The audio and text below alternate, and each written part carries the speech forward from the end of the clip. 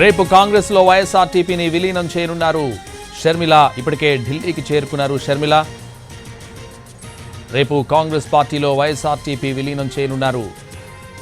ఇదే విషయానికి సంబంధించి మరింత సమాచారం మా ప్రతినిధి ప్రసాద్ ఢిల్లీ నుంచే ఫోన్ లైన్ లో అందిస్తారు. ప్రసాద్, రేపు ఉదయం 10:30 గంటలకు కాంగ్రెస్ పార్టీ ప్రధాన కార్యాలయంలో వైఎస్ షర్మిలారెడ్డి నేతృత్వంలోని వైఎస్ఆర్ తెలంగాణ పార్టీ విలీనం కానుంది అధికారికంగా.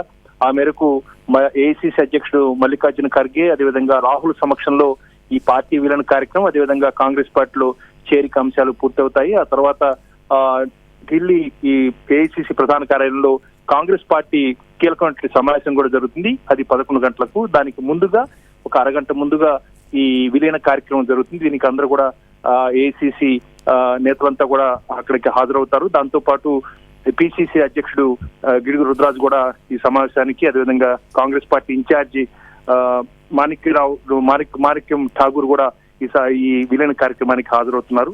ప్రధానంగా ఆమెకి ఏ పార్టీలో బాధ్యతలు అప్పగించాలన్న అంశంపై అనేకమైనటువంటి ఊహాగానాలు వస్తున్నప్పటికీ కూడా దీనిపై స్పష్టత లేదు.